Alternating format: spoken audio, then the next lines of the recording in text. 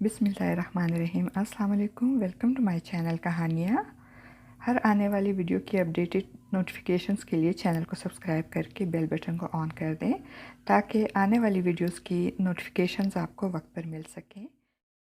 डायन का इंतकाम, राइटर फरियाद फारूक, किस्त नंबर 4। ऐसा क्यों लग रहा है जैसे इस जगह को पहले कभी देखा हुआ है? अलियान ने गौर से गार को देखते हुए कहा। क्या पता भाई, जब आप छोटे हो तो चाची आपको यहाँ लेकर आई हो, रेहान ने कहा। चलो चलो इसके पास चलते हैं और अंदर से भी देखते हैं, आयशा गाड़ी से कैमरा निकालते हुए बोली। और सब इस तरफ चल दिए। सब गार के पास पहुँच गए तो बहुत बड़े बड़े काले पत्थरों से बनाई गई थी। पुराने ज़माने में किसी ने बहुत मेहनत करके इसे बनाया होगा। सारा गार का ऊपर से नीचे तक का जायज़ा लेते हुए बोली। चलो यार इसके अंदर चलते हैं, रेहान ने कहा। आयशा ने मोबाइल की टॉर्च ऑन कर ली और बाकी सब ने भी अपने मोबाइल निकाल कर टॉर्च ऑन कर ली और अंदर दाखिल हो गए। पूरी गार में हर तरफ अंधेरा छाया हुआ था। यार यहाँ बहुत अंधेरा है, हमारे टॉर्चेस की रोशनी भी कम पड़ गई। ये देखो मशल, पुराने ज़माने के लोग इसी से रोशनी हासिल करते थे, अलियान ने एक तरफ मोबाइल करते हुए कहा। मेरे पास लाइटर है, इससे मैं जलाता हूँ। अलियान ने जेब से लाइटर निकाला और मशल जला दी। मशल की हल्की सी रोशनी गार में फैल गई। गार में बहुत सी मशलें रखी हुई थीं। अलियान ने एक एक करके सबको जला दिया। अब गार में रोशनी फैल गई थी। वाह, ये तो बहुत बड़ी गार है, सारा ने वाव खींचकर बोला। गार में सामने की दीवार पे एक खूबसूरत लड़की की बहुत बड़ी तस्वीर लगी हुई थी जो आर्ट से बनाई गई थी। यार सारा, ये कितनी अमेजिंग गार है ना? आयशा सारा से मुखातिब थी। अलियान चलता हुआ तस्वीर के पास पहुंचा। ऐसा लगता है इसे पहले भी कहीं देखा है, अलियान ने सोचा। तब अलियान को ज़मीन पर एक नाखून दिखाई दिया। अलियान ने नाखून उठाया। ये नाखून बहुत बड़ा और नीला था। अलियान को कुछ याद आया। इसके छोटे से नाखून लंबे और नीले हो चुके थे। ये तो वही नाखून है जिस तरह इस औरत का नाखून था। जब रोशनी नॉर्मल हुई तो हबीब और अनीस ने आंखें खोल दी और किताब की तरफ देखा। किताब अब खुल चुकी थी और इसका पहला सफ़ा सामने था। राज़-ए-डाइन, अनीस ने किताब को देखते हुए कहा। किताब एक बहुत कदीम ज़ुबान में लिखी गई थी, मगर अनीस और हबीब के लिए दुनिया की कोई ज़ुबान पढ़ना मुश्किल नहीं थी। अनीस और हबीब जल्दी से किताब के पास गए और इसे उठाकर बाहर ले आए और टेबल पर आके रख दी। हबीब ने जल्दी से किताब का सफ़ा पलटा और अगला सफ़ा पढ़ना शुरू कर दिया। राज़-ए-डाइन, इस किताब को इस दुनिया की सबसे पहली ताकतवर डायन तत्वाइन ने लिखा था। इस किताब में इस दुनिया की तमाम काली ताकतों के बारे में लिखा गया है, जैसे कि चुड़ैल, डायन, भूत, राक्षस और इन सब की कमज़ोरियाँ, ताकतें, इनको कैसे ख़त्म किया जा सकता है, सब कुछ। हबीब ने यह पढ़कर सफ़ा पलट दिया। पापा, यहाँ तो बहुत कुछ लिखा हुआ है, हमें तो ये पता करना है कि सलमानी किताबों के सफ़ात किसकी वजह से मिट चुके हैं और इनको ठीक कैसा किया जा सकता है, अनीस ने कहा। तुम ठीक कह रहे हो, मगर इस सफ़े पर तमाम चीज़ों के बारे में और इसके साथ सफ़ात नंबर्स दिए गए हैं। इस किताब में सलमानी किताबों का टाइटल ढूंढो, मैं तब तक सलमानी किताबें ले आता हूँ। हबीब जवाब देते हुए कमरे से निकल गया। डायन, राक्षस, चलुकश, भूत, मोकाल, सरोकाल, प्रिया, इच्छाधारी नाग, अरे बाप रे, यहाँ तो इतनी चीज़ों के बारे में लिखा है ना कि पढ़ते पढ़ते हम बुढ़े हो जाएंगे। लगता है इस डायन के पास भी कोई और काम नहीं था, अनीस ने कहा। अनीस वापस किताब में ढूंढने लगा। लो, मिल गया। 5-6 सफ़ात पढ़ने के बाद इसे सलमानी किताब का टाइटल आखिर मिल ही गया। सफ़ा नंबर 5102। अरे बाप रे बाप, इस किताब को देख के लगता नहीं इतने पेजेस हैं इसमें, अनीस ने कहा। पर वहाँ तक जाने में बड़ा टाइम लगेगा, हम इसको अपने तरीके से खोलते हैं, अनीस ने सोचा और दूसरे टेबल पर बड़ा छोटा सा पंखा उठाया और किताब के सामने रख के स्विच ऑन कर दिया।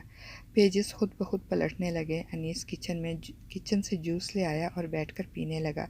कुछ देर में सफ़ा नंबर 5099 खुल गया। अनीस जल्दी से उठा और फ़ैन बंद कर दिया और 2-3 पीछे पेज पलटने के बाद इसे इसका सफ़ा मिल गया। अनीस के मोबाइल पर मैसेज रिंग बजी। अनीस ने मोबाइल उठाया। पापा का मैसेज। बेटा, मैं बाहर आ गया हूँ, कुछ काम है ज़रूरी, तुम तब तक किताब पढ़ो, तब तक तरीका ढूंढो। अनीस ने मोबाइल रख दिया और आके किताब पढ़ने लगा। सलमानी किताबें जिन्हें सिर्फ रुद्वाशी ही پڑھ سکتے ہیں اور ان کے ذریعے بڑی مخلوقات کالی طاقتوں اور برائیوں کا خاتمہ کرتے ہیں۔ ان کتابوں میں وہ وظائف ہیں جن کو پڑھنے سے پڑھنے والے پر کسی جادو کا اثر نہیں ہوتا، مگر یہ کتابیں صرف ردواشی پڑھ سکتے ہیں۔ اور اس دنیا میں ویسے تو بہت سی ڈائنیں ہیں، مگر اس دنیا کی ایک ایسی ڈائن ہے جو 1000 سالوں میں ایک بار پیدا ہوتی ہے۔ وہ ڈائن ہے روائن۔ یہ ڈائن، اس کی عمر 1000 سال سے بھی زیادہ ہوتی ہے اور 1000 سالوں سے پہلے اس کو کبھی ختم نہیں کیا جا سکتا، اور یہ بالکل جوان رہتی ہیں۔ ہاں، البتہ روائن کو پتھر کا بنایا جا سکتا ہے۔ ڈائنوشی منتر پڑھ کر پانی میں ملا کر اس ڈائن پر پھینک دیا جائے تو وہ ایک لمحے کے لیے بے بس ہو جاتی ہے، اور اسی درمیان اگر اس کی چوٹی کو کاٹ دیا جائے تو اس کی ساری طاقتیں چلی جاتی ہیں، اور پھر اسے آگ لگا دیا جائے تو یہ ڈائن کچھ سالوں کے لیے پتھر کی بن جاتی ہے، مگر اس کے بعد یہ کتنی زیادہ بھیانک ہو جاتی ہے کوئی سوچ بھی نہیں سکتا۔ انیس نے رک کر ایک لمبا سا سانس لیا اور پھر پڑھنا شروع کر دیا، اور جب یہ لوٹ کے آتی ہے تو اتنی طاقتور ہوتی ہے کہ اس کے آنے سے پہلے سلمانی کتابوں کے صفحات مٹ جاتے ہیں، اور دوبارہ یہ صحیح تبھی ہوتے ہیں جب کسی ڈائن کا کالا خون اس پر پڑتا ہے۔ ارے یہ بچوں کی گاڑی پیچھے کہیں نظر نہیں آ رہی، کہاں رہ گئی ہے؟ کہاں رہ گئے ہیں یہ لوگ؟ رفعت نے پریشان ہوتے ہوئے کہا۔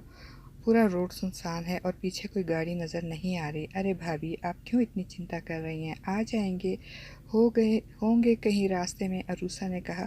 عروسہ، تم میری میڈیسن ساتھ لائی ہو؟ ثاقب نے عروسہ سے پوچھا۔ کھڑوسا؟ آپ نے مجھے کھڑوسا بولا؟ قطارپور جانے دے، بتاتی ہوں میں آپ کو، آپ کے کان کھینچنے پڑیں گے مجھے، عروسہ نے انگلی دکھاتے ہوئے کہا۔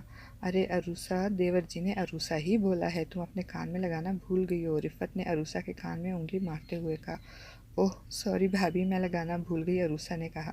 عروسہ کے ایک کان میں تھوڑی پرابلم تھی۔ دیکھا، میں نے عروسہ ہی بولا تھا، تم نے فضول میں اتنا غصہ کرتی ہو، پہلے اپنا کان چیک کر لیتی، ثاقب نے مسکراتے ہوئے طنز کیا۔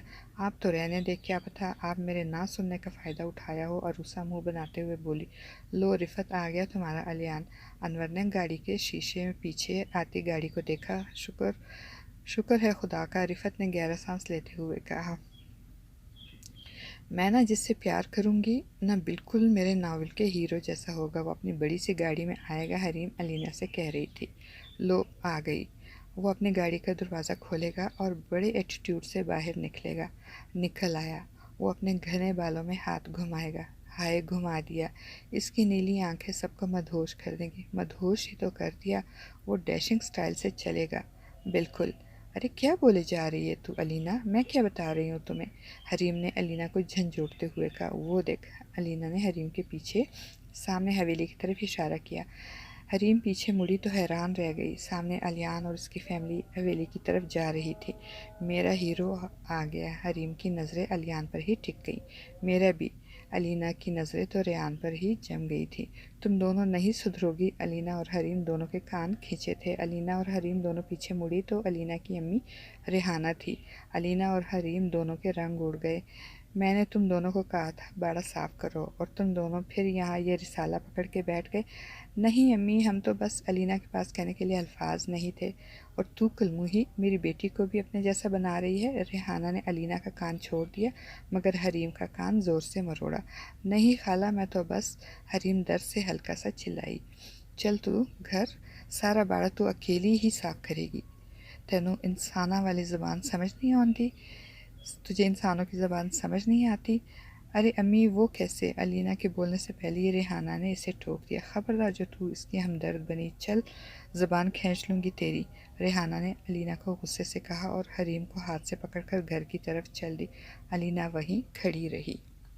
ملتے ہیں نیکسٹ ایپیسوڈ میں۔